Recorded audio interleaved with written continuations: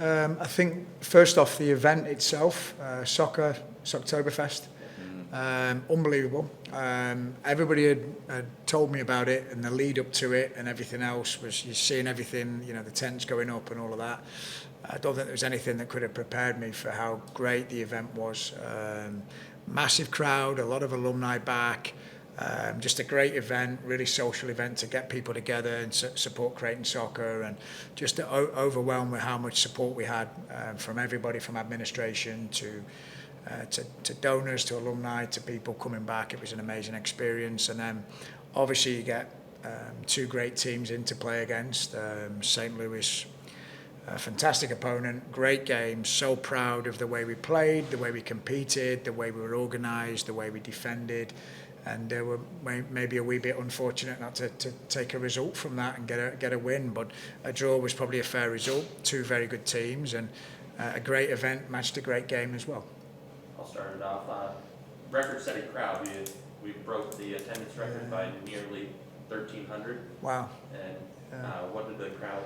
How much energy? Oh my God, it's so. I mean, the energy that you feed off of the crowd, and that's why it was important. We responded with a better game from after playing Nebraska. I think there was 2,500 people at the Nebraska game, and we let ourselves down a wee bit with that game. And then to get a big crowd out like that for our home game, it was one that we needed to do well, so people can see that we're improving and getting better.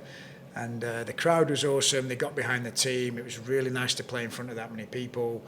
Supporting the team, and I think the players fed off it, the coaches fed off it, and the crowd got to see a really, really good game. So we needed to do that. When you have a crowd of that many people coming to watch, you need to have a good performance, and I'm hoping people can see that we're improving and getting better, and we're on our way up as a program. Not all 0-0 draws are created equal, right? Sometimes you can just sit in and get peppered and survive, but it seemed like you guys were willing to play and try to open yourselves up a little bit.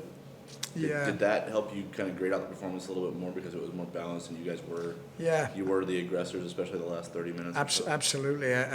We knew it was going to be a good team. I mean, this is a St. Louis team that are coming off of, Sweet 16 to Penn State, who were a very good team in a close game last year. And their reputation's good, and so we knew they were going to be a good team, but we wanted to come out and match what they were doing. We always seem to do well when we match up in formation with teams because there's a lot of 1v1s all over the field. There was moments in the game because they are a great program and they have had a ton of success, and they've won, I think, 6 straight conference championships now. So they're one of the best teams in the country.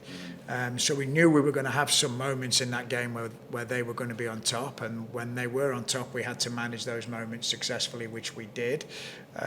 And then I think as the game went on, I think we got stronger. I think if there was a team that was going to score the last 20 minutes, I thought it was us. We hit the bar, we had a couple of free kicks, we had a couple of their keeper made a couple of good saves. So as the game went on, we just kept getting stronger and stronger, and you could see our confidence coming in. Now what we've got to make sure we do is don't get complacent going into the next one. Does the time off after a match of that quality help or hurt you? I think it helps. I hope I'm saying that this week. We'll find out on Sunday. But I really do think it helps. I look back to our game, a couple of weeks ago against Nebraska, and they were coming off of not playing on Thursday. We played on Thursday and Monday, and one, they were better than us on the day, but two, they were much fresher than us physically and mentally. We've been able to reset, so the players have had Saturday and Sunday off this week. We've trained Monday, Tuesday. They'll have Wednesday off this week. So it's a nice little mental and physical reset for them, so they're fresh going into this game. The flip side to it is we might be kind of out of sequence a little bit. Yeah. So you've not got your flow and your rhythm going, but we'll make sure at training we up the tempo Thursday, Friday, Saturday to be ready for the game. What areas of...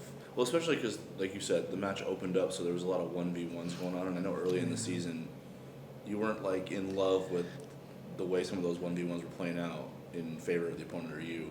Have you seen growth from Minnesota to St. Louis in your ability to win those matchups more frequently? Yeah, I think so. We've seen growth. We've had a couple of shutouts since early in the season, so you can see that just the outcome of the games is better as a result of the preparation. We are improving 1v1, and as the season goes on, we should be getting better in those 1v1 moments. I still think there was times in that game where we needed to be better with our 1v1s, and But on the flip side to it, we were dominating some of those ourselves as well. So we knew that game, we needed to have a really good performance out of our right back and our left back, and our right forward and our left forward. And, you know, I think in the end we neutralised, it was neutralised in both areas, so neither of the teams were on top in those areas. But, you know, we had to make sure we didn't lose those battles, which we didn't, which was huge for us. Alyssa is a veteran of college soccer, but not necessarily the most experienced player in the world, if that makes sense, right? Like, so to come off a game where she concedes 5, to then shutting out one of the best offenses in the country, what did that show, like, you about her and maybe her teammates about her? Yeah, we talked that week after the Minnesota game, and obviously she was upset to concede that many goals, and she actually made some good saves in that game as well, so it wasn't all bad, but she knew she could have done better, and it just shows what she's hard-working. She wanted to forget that game against Nebraska, and she responded really, really well. That shows mental character, that shows mental toughness.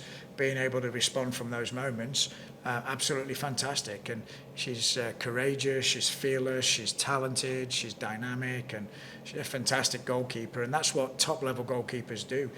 You know, they're able to forget that last game and be ready for the next game. And it wasn't like she didn't play, bad against Nebraska, but she wanted to have a good game. And what a response! Like, just shows great mental toughness for me. What's the next? Good tackle, one more. Okay. What's the next level for you guys? Whether it's defensively, offensively, connections. What's the next goal in front of your team right now? Well, obviously, Sunday's the next game, the next challenge that we have, and we want to continue to build off the shutouts that we've got, and making sure that we're very, very tough and very, very organised defensively. So we want to, not concede as many goals as we have done, especially against Nebraska. So we want to make sure we're not conceding. The flip side to that is that obviously creating opportunities and scoring goals. We've got a game this weekend against another very good team, and then Georgetown coming up. But if we can continue to make it difficult for teams to score and continue to take our chances and then build off of our set pieces and score goals off set pieces, that's the next phase. We've got to continue to be tough to beat, and we've got to continue to create chances when we get forward, which we will do. I think we're going to be. I think we might be able to surprise a few people this year. Thank you, Coach. All right, Thanks, thanks guys.